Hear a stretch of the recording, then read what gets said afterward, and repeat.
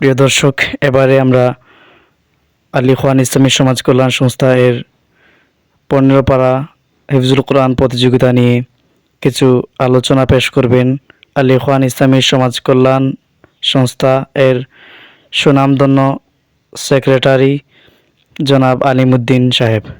আউযুবিল্লাহি মিনাশ শাইতানির রাজিম। বিসমিল্লাহির রহমানির রহিম। প্রথমে আমি ধন্যবাদ জানাই ইত্তেফাক টিভির পরিচালক ছোট ভাই আসাদকে। তিনি আমাদের এলাকার যে সবসময় তানের পেজ থেকে এলাকার খারাপ কাজগুলো তুলে ধরেন এবং ভালো কাজের সবসময় প্রশংসনীয় ভিডিওগুলো করেন। আপনারা অবশ্যই জানেন যে আমাদের আলী খান ইসলামী সমাজ কল্যাণ সংস্থার দ্বিতীয় পর্বের যে হিফজুল কোরআন প্রতিযোগিতা 15 পারার, আসলে এই উদ্যোগটা আমরা নিয়েছি আল্লাহর পবিত্র কোরআনকে সম্মাননা দেওয়ার জন্য। আর অবশ্যই আপনারা জানেন যে আমরা বিগত 13 তারিখ আমরা একটা ভিডিওর মাধ্যমে আমাদের এই পেজ থেকে আমরা প্রচারণা করেছিলাম যে আমরা আজ থেকেই আমাদের প্রচারণা শুরু। তো আমাদের ছোটো ভাই আসাদ উনি আমাদের এই প্রচারণাটা দেখে উনি বললেন যে আমাদের সাথে সাক্ষাৎ করার জন্য, হিসেবে আমাদের কাছে আজকে সাক্ষাৎ করেছেন।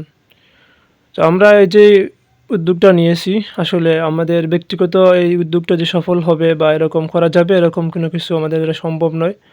আপনারা যারা হাফিজ আছেন, 15 পারার হাফিজ বা পুরা কোরআন শরীফ আপনারা সম্পূর্ণ করেছেন, সবাইকে আমাদের অনুরোধ রইল যে আপনারা সবাই অংশগ্রহণ করবেন। আমাদের একটা বয়সের সীমা দেখা দেওয়া আছে 20 বছর।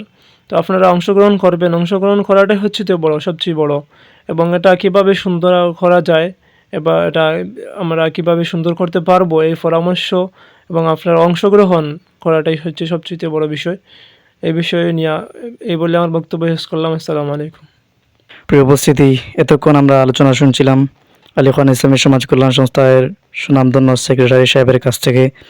এবারে আমরা প্রথম 15 পারা হিফজুল কোরআন প্রতিযোগিতা নিয়ে গুরুত্বপূর্ণ এবং আপনাদের কাছে দাওয়াতি আলোচনা নিয়ে এবারে আপনাদের সামনে কথা রাখবেন আলী খান ইসলামী সমাজ কল্যাণ সংস্থা নয়ামাটি এর সম্মানিত সভাপতি জনাব হাফিজ মাওলানা আবুল হাসনাত নোমান ভাই।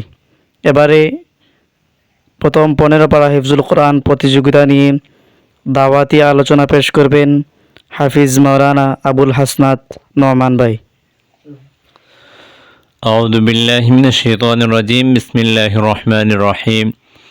ولقد يسرنا القرآن للذكر فهل من مدكر. وقال النبي صلى الله عليه وسلم خيركم من تعلم القرآن وعلمه. সম্মানিত দেশ এবং প্রবাসে যে যেখান থেকে আজকের আমাদের এই আলোচনা দেখছেন সবাইকে অসংখ্য মোবারকবাদ জানাচ্ছি এবং ধন্যবাদ জানাচ্ছি আমাদের এলাকার কৃতি সন্তান ইত্তেফাক টিভির সম্মানিত পরিচালক ছোটো ভাই মোহাম্মদ আসাদ আহমদকে, যিনি কোরআনের এই হিফজুল কোরআন প্রতিযোগিতাকে সকলের মধ্যে ছড়িয়ে দেওয়ার জন্য নিজ আগ্রহ থেকে আজকে আমাদের এই সাক্ষাৎকার নিচ্ছেন। তো আমি আপনাদের সামনে সংক্ষিপ্ত আমাদের এই হিফজুল কোরআন প্রতিযোগিতার কিছু নিয়মাবলী এবং এর কিছু দিক নির্দেশনা সম্পর্কে আপনাদের সামনে কথা বলবো ইনশাআল্লাহ। তো আল্লাহ রাব্বুল আলামিন আমাদেরকে সর্বোত্তম জাতি হিসাবে, মানুষ হিসাবে সৃষ্টি করেছেন এবং সর্বোত্তম কিতাব কোরআনুল কারীম আমাদের মধ্যে নাজিল করেছেন। এই কোরআনে কারীমকে নাজিল করে আল্লাহ রাব্বুল আলামিন কোরআনে কারীমের ভিতরে বলছেন যে ওয়ালাকাদ ইয়াসসারনাল কোরআনা লিযিকরি ফাহাল মিন মুদ্দাকির। আমি কোরআনটাকে সহজ করে দিয়েছি, তোমরা কি কেউ আসো এটা থেকে উপদেশ গ্রহণ করবে। আসলে আমরা যদি চিন্তা করি তাহলে আল্লাহ রাব্বুল আলামিন আসলে এই কোরআনকে সহজ করে দিয়েছেন। নতুবা এই কোরআন 30 পারা কোরআনে কারীমকে ছোটো 10 বছরের বাচ্চা, 9 বছরের বাচ্চা, 8 বছরের বাচ্চা 2 মাসে, 3 মাসে, 1 বছরের মধ্যে সমস্ত 30 পারা বুকের মধ্যে লালন করে মুখস্থ করে এটা পৃথিবীর কোনো কিতাব সম্ভব নয়। শুধুমাত্র কোরআনের ক্ষেত্রে এটাই সম্ভব হচ্ছে। সুতরাং বোঝা যায় যে আল্লাহ আসলেই আমাদের জন্য এই কোরআনকে সহজ করে দিয়েছেন।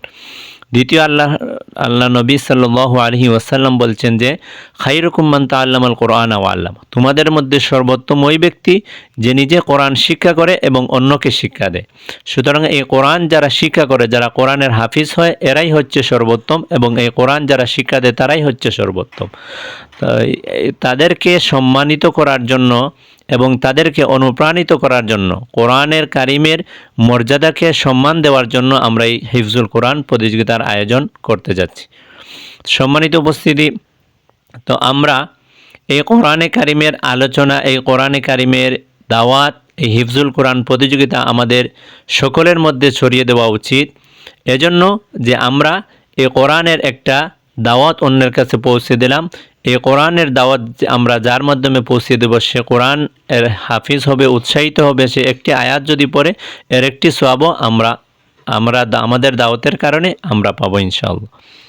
তো সেই আলোকে আমরা যেই হিফজুল কোরআন প্রতিযোগিতার আয়োজন করছি, এই আয়োজনে আমাদের এলাকার সকলের ভিতরে একটা আনন্দ আমরা দেখতে পাচ্ছি এবং সকলের একটা আগ্রহ দেখতে পাচ্ছি। এটা দেখে আমরাও আসলে আনন্দিত যে কোরআনে কারিমের এই আয়োজনকে সবাই সুন্দর করার জন্য সবাই আমাদেরকে অনেক বিভিন্নভাবে পরামর্শ এবং সহযোগিতা আশ্বাস দিয়েছেন এবং করে যাচ্ছেন। আমরা সবাইকে অসংখ্য মোবারকবাদ জানাচ্ছি। আমাদের এই হিফজুল কোরআন প্রতিযোগিতায় সম্মানিত উপদেষ্টা মণ্ডলী অনেক রয়েছেন। এর মধ্যে বিশেষভাবে আমাদের এলাকার মাদার তাজ হযরত মাওলানা ফজলুল করিম সাহেব দামাত বরকাতুহুল আলিয়া, হযরত মাওলানা শামসুদ্দিন সাহেব দামাত বরকাতুহুল আলিয়া, হযরত মাওলানা ফজলুর রহমান সাহেব দামাত বরকাতুহুল আলিয়া, হযরত মাওলানা আব্দুল জলিল সাহেব দামাত বরকাতুহুল আলিয়া সহ এলাকার সকল আলিম উলামা আমাদেরকে বিভিন্নভাবে পরামর্শ দিবেন ইনশাআল্লাহ। তো আমরা ইতিমধ্যে গত 13 ডিসেম্বর আমরা আনুষ্ঠানিকতার মধ্য দিয়ে শুরু করেছিলাম। এই পর্যায়ে আমরা জৈন্তা এবং গোয়েনঘাটের বিভিন্ন এলাকাতে আমরা এই মুহূর্তে প্রতিটি মাদ্রাসায় আমরা এই দাওয়াত নিয়ে পৌঁছে দিয়েছি। কিছু এলাকা যেগুলো আমাদের জানা নেই যে এখানে হিফজুল কোরআন মাদ্রাসা আছে কি না, অথবা আমরা জানা নেই, পরিচিত নেই, এইভাবে কিছু মাদ্রাসা হয়তো রয়ে গেছে আমাদের ভুলের, যেগুলো আমাদের জানা নেই। তো আমরা সকলের মধ্যে এই কথা অনুরোধ রাখবো যে আপনি যদি আমাদের এই ভিডিও দেখে থাকেন আর আপনার এলাকায় যদি হিফজুল কোরআন মাদ্রাসা থাকে এবং সেখানে যদি আমাদের দাওয়াত না পৌঁছে, তাহলে আপনারা আমাদের দাওয়াতটুকু পৌঁছাবেন এবং আমরা অনলাইনের মাধ্যমে আমরা আবেদন ফর্ম দিয়ে দিব, সেখানে আপনি অংশগ্রহণ করতে পারবেন। এবং আমরা হোয়াটসঅ্যাপ নম্বর দিব, এই হোয়াটসঅ্যাপ নম্বরেও আপনি ঠিকানা পাঠিয়ে অংশগ্রহণ করতে পারবেন। আর সকল অভিভাবকদের প্রতি আমি এটা অনুরোধ রাখতে চাই যে আপনি আপনার ছেলে এবং আপনার ভাই ভাতিজা যারা আছে কোরআনের হাফিজ, তাদেরকে এই পরীক্ষায় অংশগ্রহণ করান। এতে করে এই প্রতিযোগিতায় অংশগ্রহণ করতে গিয়ে সে যে কোরআন তেলাওয়াত করবে, একটা প্রস্তুতি নিবে, একদিকে তার কোরআন মুখস্থ আরও বেশি থাকবে, অন্যদিকে সে এই যে কোরআন তেলাওয়াত করলে এর একটা সওয়াব সে পাবে। আপনি তাকে এই দাওয়াতটা পৌঁছে দিলে আপনি এর একটা অংশ পাবেন ইনশাআল্লাহ। তো বিশেষভাবে আমাদের যে নিয়মাবলীগুলো রয়েছে আমরা আমাদের পেজের মধ্যে দিয়েছি, সবগুলা নিয়ম আপনারা দেখবেন। তো এখানে 2টা নিয়ম যেগুলো আমাদের পরবর্তীতে পরামর্শ এসেছে যে এই 2টা নিয়ম খুবই গুরুত্বপূর্ণ এবং আমরা এই নিয়ম 2টি আমরা পরবর্তীতে সকলের মধ্যে জানিয়ে দেব ইনশাআল্লাহ। 1 নম্বর হচ্ছে যে আমরা এখানে একটি নিয়ম আমাদের লেখা হয় নাই।